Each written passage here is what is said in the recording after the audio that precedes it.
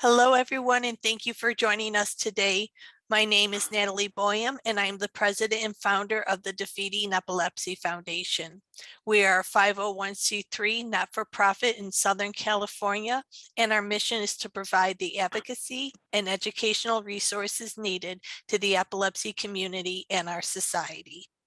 Today, our guests are Dr. Robert Fraser and Dr. Erica Johnson. Dr. Fraser is a professor at the University of Washington's Department of Rehabilitation Medicine, joint with the Departments of Neurological Surgery and Neurology, and a consultant with Associates in Rehabilitation and Neuropsychology. He is an active counseling and rehabilitation psychologist, a certified rehabilitation counselor, and certified life care planner who directs neurological vocational services with rehabilitation medicine. Within neurological rehabilitation, he has specialized in epilepsy, brain injury, and multiple sclerosis. Dr. Johnson is a rehabilitation psychologist and fellow of the American Epilepsy Society in the Health Promotion Research Center at the University of Washington School of Public Health, where she's a co-investigator on the PACES in Epilepsy and Project Uplift programs. Dr. Johnson has researched programmatic variables and efficiency of epilepsy, self-management interventions in collaboration with Dr. Robert Fraser and the members of the CDC-funded Managing Epilepsy Well Network since 2008. She also has research interests in the areas of neuropsychological and psychosocial aspects of disability, program evaluation, adolescence, and employment issues for people with epilepsy. Dr. Johnson maintains a clinical practice where she serves individuals with neurological, sensory, and orthopedic disabilities, as well as those with multiple and complex disabilities. Dr. Fraser is the creator, and Dr. Johnson is the co-investigator of the Program of Active Consumer Engagement in Self-Management, also known as PACES. PACES was established in 2008 through a grant from the Centers for Disease Control and Prevention Epilepsy Program. The goal of PACES is to increase the medical, psychosocial, and community adjustments of adults with active seizure conditions. Thank you, Dr. Fraser and Dr. Johnson, for joining me today. Our pleasure, absolutely. Okay. Yeah, thanks for inviting us, Natalie. We're glad to be here. Thank you. Dr. Fraser, can you describe for our supporters the creation of PACES and how and why you decided to create it? Yeah, thanks, Natalie. Just, kind of simply, I saw this grant from the Center for Disease Control and Epilepsy Self-Management. It kind of bounced on my desk at the University of Washington Epilepsy Center. And I thought, wow, we're really pretty busy here in vocational kinds of rehab activity and stuff. I'm not sure I can, do this right now. So, I'll pass it on to my other colleagues. And then it comes back on my desk again. And I go, now, wait a minute here. If people are better medically and psychosocially adjusted in the community, they're going to do better vocationally. And I think we should go for this. So my colleague, Dr. Johnson, was kind of a new postdoc and just back in town, but we worked together before. And I gave her a call and said, Eric, you want to do this? And she said, she heard about it and had sent her the RFP. She said, great, let's go for it. So what we decided to do, which is a little different, which actually is very different. We decided to do, the name of the program is PACES, which is a program of active consumer engagement and self-management. So let's go to the consumer and see what they want. That's pretty different than this type of work. Normally it's the professionals get together and decide here's the program, but we went kind of directly to the consumer. And so we used an epilepsy scale called the Human Service Needs Scale, and it was developed by the University of Wisconsin by Dr. Wright, my mentor many years ago, and we kind of updated it for currency, but it's specific to the needs of people with epilepsy and just general psychosocial and community adjustment. And then we mailed it to 225 individuals, adults with epilepsy, and we got a fantastic response rate, 161 of 225, which is about a 61% response rate, which just doesn't happen pretty much in survey research. Normally it's about 25, 28%. And so they told us not just the content, and was modality of delivery. They wanted, kind of in person, or a second would be telephone. Of course, today we do a lot of Zoom. But they told us the number of sessions, the content, which is medical, psychosocial adjustment, community engagement, how they wanted it delivered. In terms of ideally, they wanted an epilepsy doctor, a doctor who actually had epilepsy, which was a little hard to do. But then they thought an epilepsy professional, the person who was a service provider, and a peer with the disability would be ideal. And that is, in fact, the Dr. Lorig model on self-managed delivery, a professional and a person with a disability who oftentimes is a professional. And they also wanted some education as part of each session. They wanted some coping strategy development, which they do together, actively kind of problem solve for each other, and then goal setting. And so that's kind of how we came about getting our first grant from CDC. We really appreciate the working relationship. This is our third cycle, and we've taken a long way from the initial PACES to now working on a Hispanic version and a teen version. So, excellent. That's kind of the overview. Yeah, and I think it's very important because I can say myself as a patient with epilepsy, the culture has, over at least in my lifetime, started to change for the better. As a child, it was, take my medicine and just, you did what the doctor told you to do. There really wasn't an opening for questioning, where now I find it's good that doctors and patients are working towards being team players now, rather than just following a system. And I think more doctors, I could say particularly my neurologist, sees the need that medicine isn't the only solution. Learning to cope with dealing with epilepsy, being able to be part of society and not feeling they have to isolate. These little things make such a difference for patients.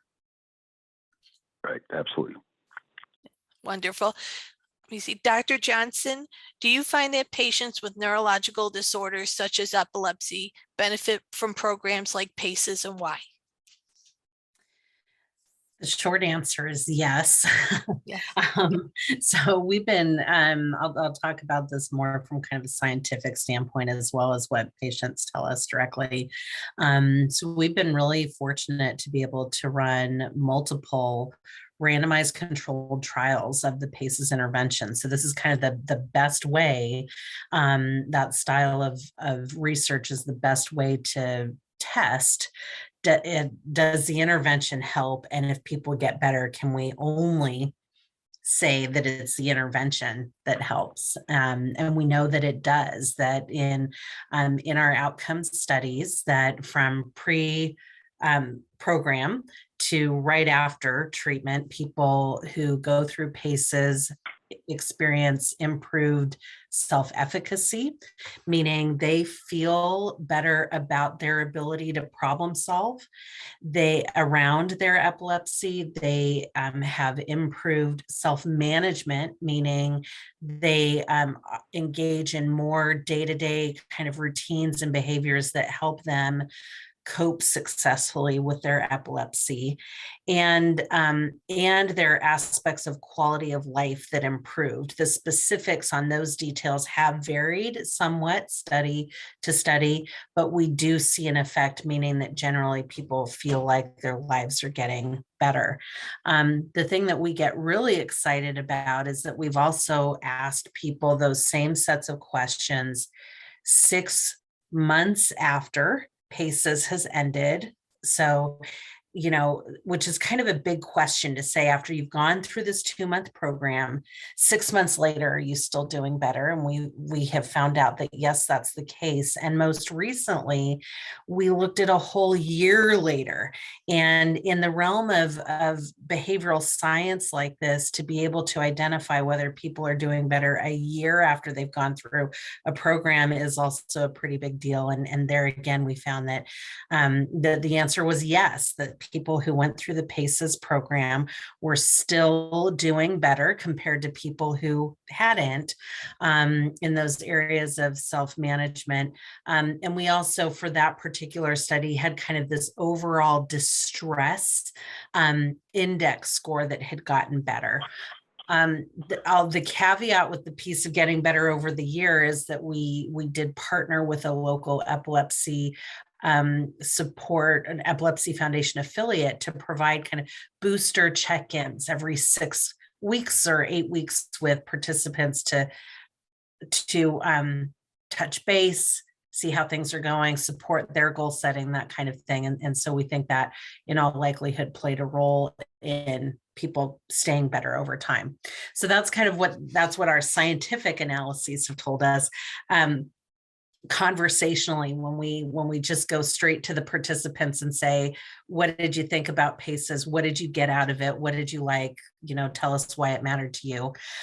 We get really positive feedback there too. So our participants give high ratings of satisfaction around the content and how the program is developed, but also just kind of spontaneously tell us very regularly, this is a really meaningful experience. It's the first time I've met other adults with epilepsy, and it's been really impactful to me in my life to be able to connect with people, to feel like I'm not alone, to not only hear that other people may face some of the similar challenges, but as importantly, to hear what other people have done to try to tackle some of those problems.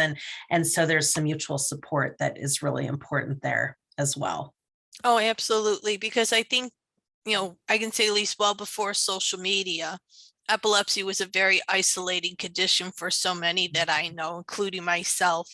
And I think being able to connect and know that there's somebody else who truly understands your frustrations in dealing with the neurological disorder, it brings a lot of emotional, mental, removes a lot of that stress. It really does.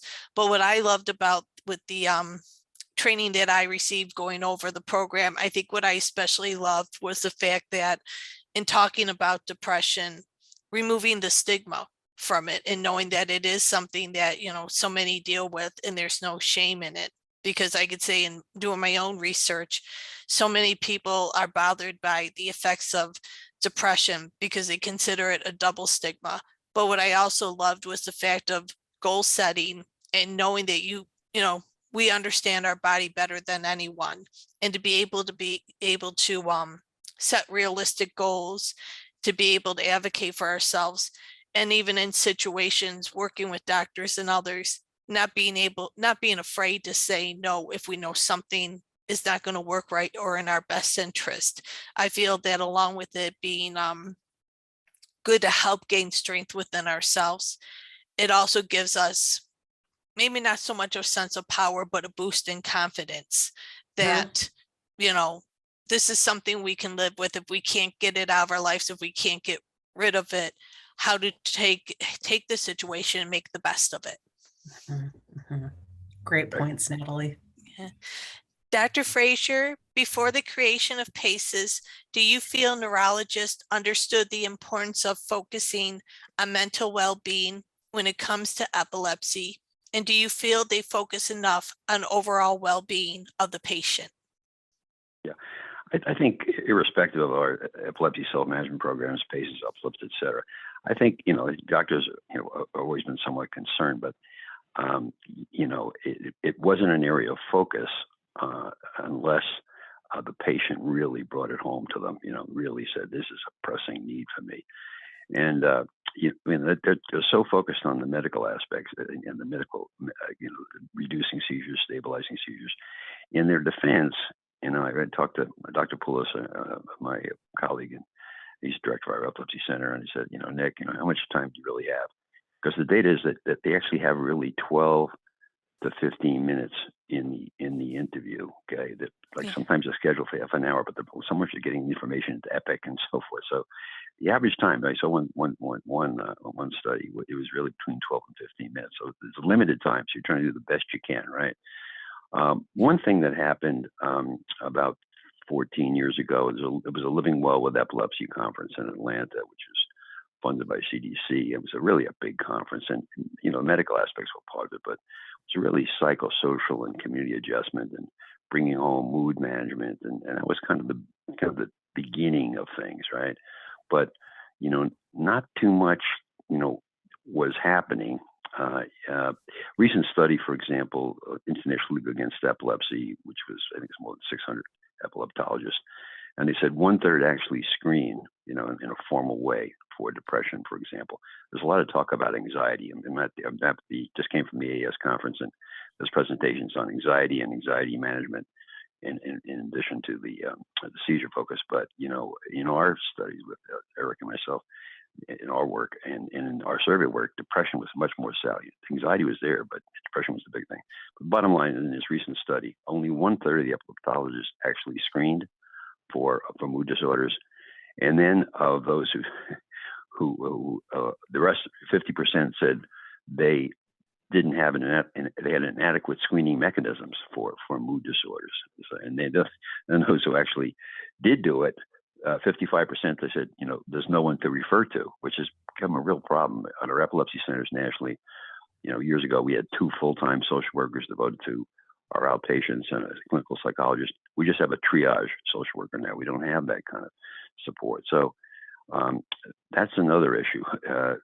But I think we're moving toward standard use of a depression screen by the epileptologist. There was a mental health summit funded by Epilepsy Foundation nationally in Atlanta about 2019, and they got the momentum going, and there was a lot of docs involved in that. And so, good news is, I think we will be moving toward more of a standard depression screen, for example, and hopefully anxiety too in epilepsy. But then, who's going to provide the treatment? I can go downstairs and we have a large level 1 trauma center, go to mental health, and I talked to a colleague, psychiatrist, and he says, "Oh, sure, Bob, we can take a referral." And I said, "Well, that's great, And he says, "But that's 6 months out." So, we have to figure out, and hopefully under our current administration, how to get more access to mental health treatment for people with epilepsy and improve psychosocial adjustment. Obviously, this is not just for our population of concern, but for our society, particularly with COVID, because the depression level, the isolation level is just way up. So this is an area that really needs attention. We're finally getting some, but it's really not enough, and there's not enough resources. Oh, I agree 100% that there isn't enough resources. And you brought up an excellent point of doctors, seeing that there's a problem, but not having a team or, certain colleagues that they can trust, that they can refer patients to. I know myself having PTSD, when I talked to my general practitioner and neurologist about it, Right. he said to me, he goes, personally, I don't know anyone that I could say just call them. He said, really, the best thing you can do is your HMO has a specific number for mental health. He goes, the best thing to do is call them, tell them your goals, and have them help you find somebody. And, I feel bad in a way that my doctors are in a situation like that, because when you have a trusting relationship with a physician and you need to get additional help, you really turn to them for advice and their opinion on who do they trust. So it puts them in a very, I would say, awkward position. But really, to be able to deal with this, I find patients have to be their best advocate and make the effort and say, okay, if they can't do it or they don't have someone I can trust, what tools can I use to find, who I can trust to be able to address these issues? Right. Mm-hmm. Very much so. Yeah. Dr. Johnson, myself being a patient with epilepsy, I feel that we are not encouraged enough to use tools like PACES. In fact, I didn't know PACES existed until 2020. What do you feel needs to happen to help empower patients with tools like PACES? Oh, that's a really good question, Natalie. I think at the end of the day, we need an approach that has a lot of different prongs to it, if you will. I think that, we certainly have been very active in the epilepsy care community, thinking more here about like epilepsy centers, with promoting the program, with letting people know about it. And this is everything from reaching out to epilepsy centers to presenting at conferences and kind of the gamut of education. And I think that's helpful, but I think it may only take us so far. As Bob really, I think, succinctly just said, there are some limitations to the way that our healthcare system functions right now. And even with information, like we've got some informal survey data indicating that when we approached epilepsy centers to ask them their opinion about programs like this and who should offer them, we get feedback that epilepsy centers don't always feel equipped to be the place where these programs are. So I think about organizations like the Defeating Epilepsy Foundation, like the Epilepsy Alliance and the Epilepsy Foundation and affiliates, that this community piece is also very important, essential. I think we also have some challenges there. I'm thinking about I get contacted just from people straight through the web who find their way to our program web pages, and they haven't heard of the community organizations. And so this needs to be kind of multifaceted and Yes. layered, because there's a lot of pieces, like I think what you're doing is such a great example. You clearly have got such a robust social media presence, and I'm just continuously struck by how much people use that as a pathway to getting information. Thank you. And so our programs are out there on the web too. You can find us without hearing about us from your doctor or without being a member of an epilepsy community organization. So, those have been the pillars so far of our reach. But I think, I'll be beating a drum in perpetuity Yeah. around getting these programs out there. And Bob and I both are pretty invested at this point in looking at how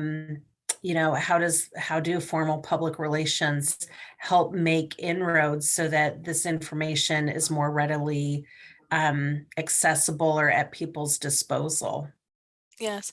And yeah, I can see that the frustrations of trying to reach with the epilepsy centers, because I mean myself, having gone to the EMU unit, I was really lucky that they would even let me work with the occupational therapist. He was checking in to make sure I was doing well when I was there.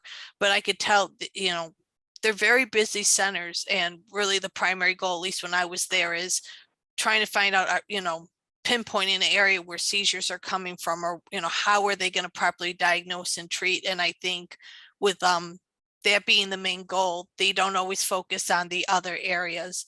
And I think it is going to be so important for not just organizations like mine, but the Epilepsy Alliance of America, the Epilepsy Foundation of America, and the other branches that are with these main organizations. We're all going to have to collaborate and work together to make sure great programs like PACES make it to the people who truly need them. I think so. And, I think about too, like just piggybacking off of what you're saying, a program like PACES really needs to be embedded in a local community. As you've learned from going through the training, there's elements of this program that are there's education that's provided that's really specific to the community it's being delivered in. And so it's kind of a homegrown program that way. And so it does take I think all of us investing in having these programs locally available to folks. Oh, absolutely. Dr. Fraser, about how many people have taken part in the PACES program, and has any data you collected shown an improvement in their well-being? Yeah, we've had in our own studies, we've had 200 people with adults with epilepsy involved in the studies, roughly, and so we're not doing it. As you know, we're now training facilitators, and we have multiple sites around the country. We have I think it's 9 Epilepsy Foundation sites, affiliates, chapters, And then the Alliance response has been absolutely superb, and really appreciate Pat Gibson and yourself, and are really kind of getting the word out. I think there's 7 to 8 Alliance sites trained and various processes of launching. So that is absolutely great. And then we have medical center sites in different parts of the country, the Barrow Institute, in Arizona, and Northwell in Long Island, et cetera. So that's good. We're really getting traction, and things are taking off. And it's, we have rangers now from Southern California to New Hampshire and Maine. So that's great. In terms of decrease in seizure activity, we don't have data on that. We're trying to build that in our next iteration. We have the Hispanic version of PACES, and we're just going to try to kind of focus more on actual more data on actual decrease in seizure activity. And some of our early follow-up study, was not that long, so you can't always get great data, but that's something we're focusing on. But definitely, we look at psychosocial functioning. The depression doesn't appear to hold up. Although it's alleviated, it doesn't necessarily hold up at a year.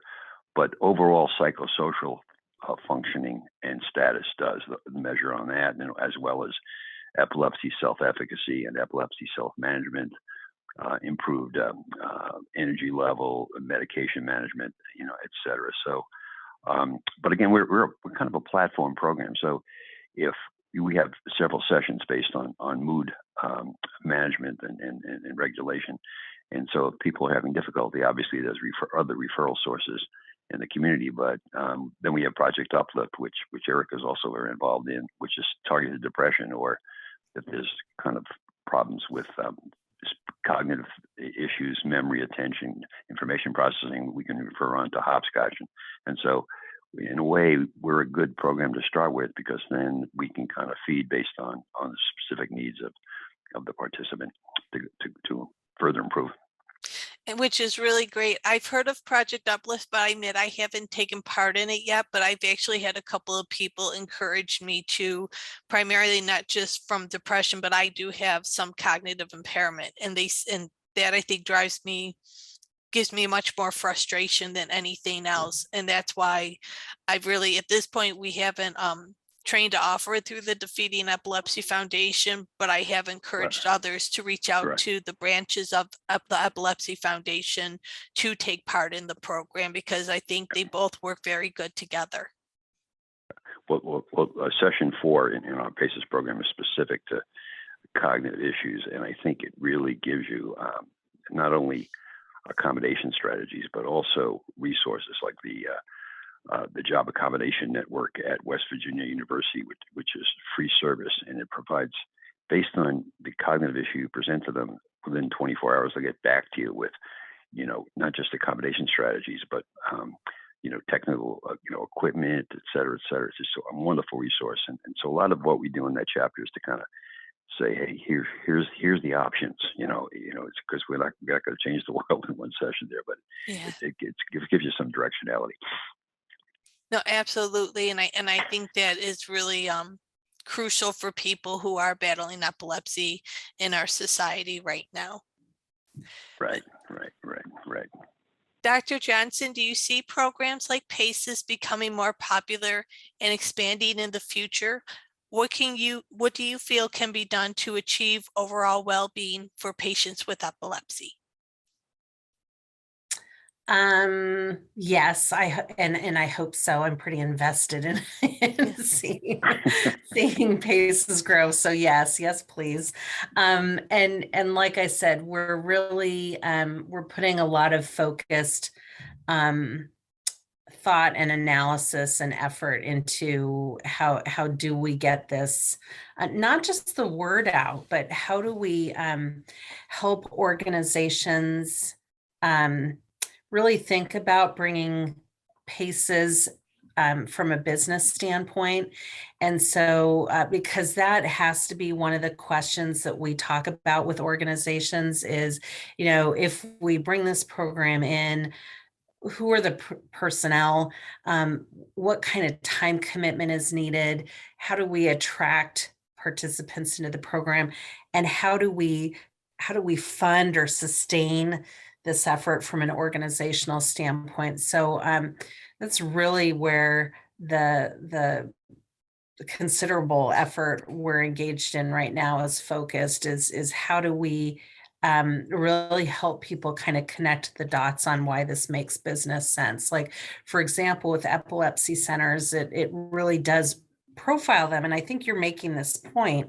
If you're an epilepsy center and you offer PACES, this really sets you above as a center that is focused on the overall well-being, the full gamut of psychosocial wellness for patients, not just on seizure management. And importantly, looking at how and the mechanics of billing and health insurance for services like this, or other mechanisms for supporting the program, so that it is something that when people bring on board, they can sustain. So that's an example. With community organizations, it's looking at where's room kind of budgetarily, or are there capacities within community organizations for billing. So we're really kind of down at the micro level with folks looking at those details for adoption, because I think that business case of how to make this work is going to be crucial Oh, for having absolutely. PACES sustain long term. It can be a lovely, wonderful program that helps people, but if it doesn't make business sense, we're going to have a problem on our hands. So I would say that's a big consideration for us right now. And I apologize, I need a refresher on the second part of your question. Your first was, do we want PACES out there? And Yeah. your second. The second one was, what do you feel can be done to achieve overall well-being for patients with epilepsy? Okay, great. Thank you. You're So, welcome. I mean, when I think about living well with epilepsy or managing epilepsy well, I do think that the programs that we've developed through our research network really embody those ideas. That, as Bob was mentioning, PACES really is this platform program where across the 8 weeks, you're getting training and a deep dive into information around not just the medical aspects of epilepsy and seizure types and treatment approaches, but approaches to managing stress and the blues, and compensating for those cognitive challenges, and learning some communication strategies, which can pay off in different areas, right? Whether that's communicating with your doctor or your friend or a coworker.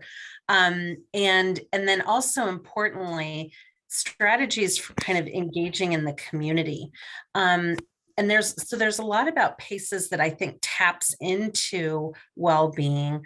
Likewise, when I think about living well with epilepsy and the challenge that mood and cognitive issues presents for a disproportionate number of people, programs like Uplift and Hopscotch are tremendous in being able to meet that need.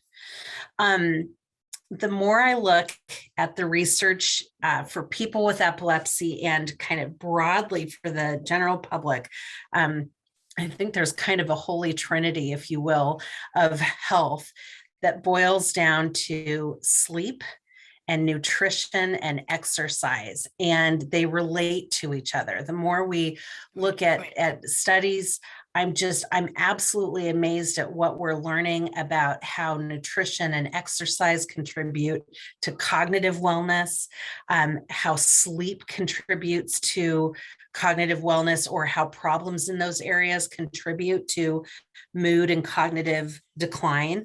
And so I think they are 3 really crucial pieces of health generally.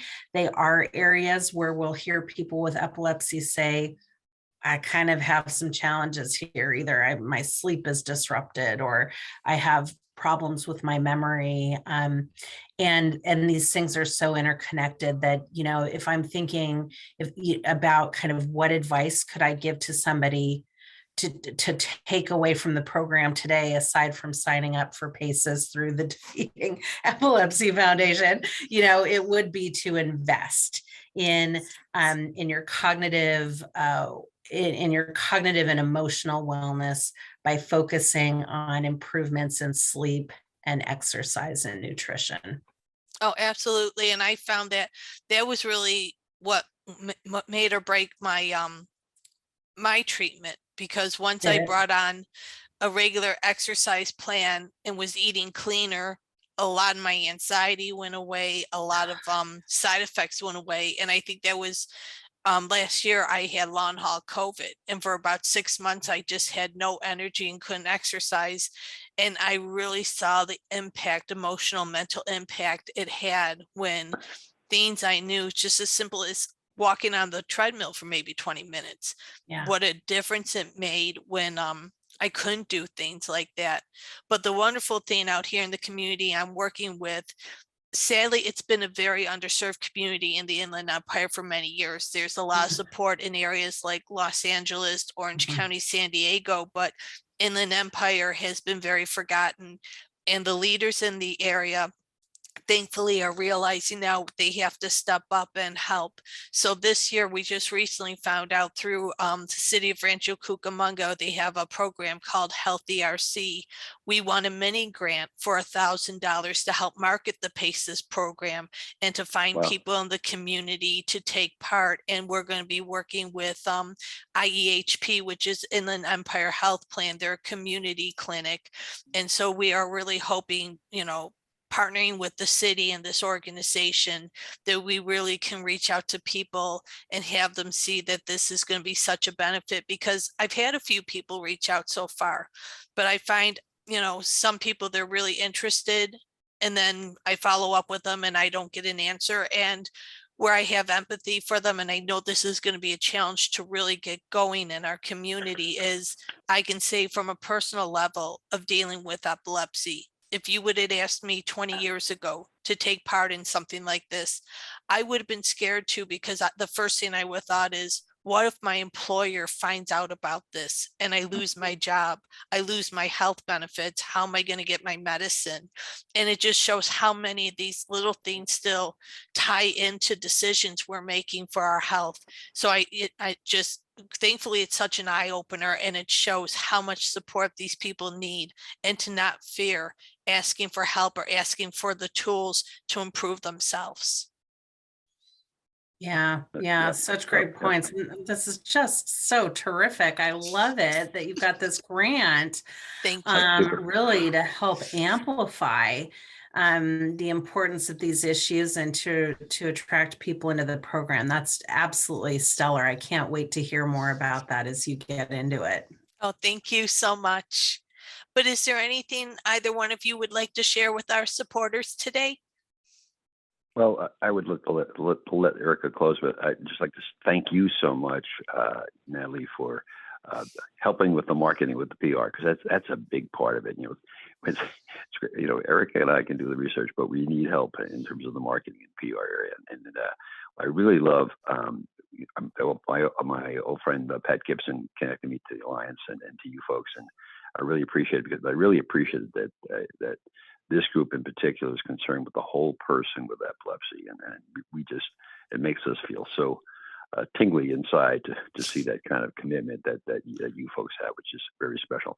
But I just want to add that there's two things. One is, to tell our potential facilitators that the implementation is very easy. We do two-hour training sessions, and then with whatever follow-up you need, and then we do a technical assistance training every month that's available. And then we provide all the materials, the manuals, and we have the relaxation CDs. We have all that material and available technical assistance. So that's all set up. That's available in a smooth fashion.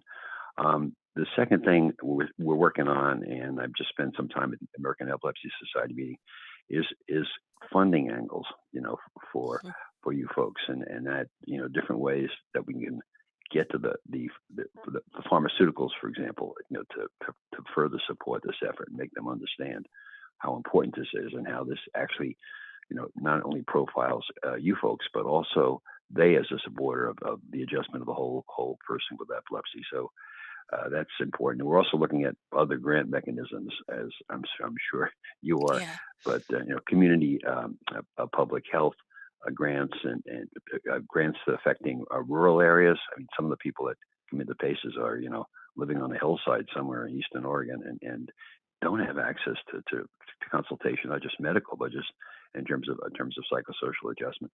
So those are some things we're working on, and we really trying to be more creative, particularly on the funding idea. And I spend time at AES talking with several people about that, and so I'll share that with Erica when I get back. But Oh, yeah, awesome.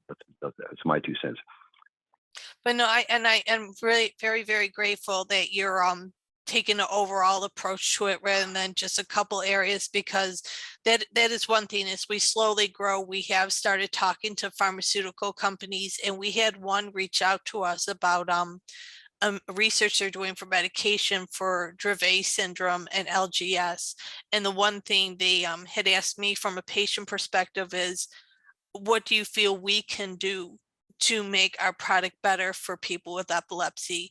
And I told them, as much as you lobby and advocate to get your product on the market, I said, start also lobbying and advocating, work with HMO and PPOs, work about mental well-being. How can they focus on overall wellness? Because I said, if you can help alleviate stress, if you could tackle other complications that can lower seizure threshold, I said, if you can help keep that stronger, I said, the probability of your product working increases. You're going to get better data from it if you invest in not just the product, but the patient as well. So I'm hoping that in time that's going to go around, and pharmaceutical companies are going to see that making that little extra step can make such a big difference for them overall as a company. Absolutely. Yeah, that we have to get that message home repeatedly. Absolutely. Dr. Johnson, did you want to say anything else?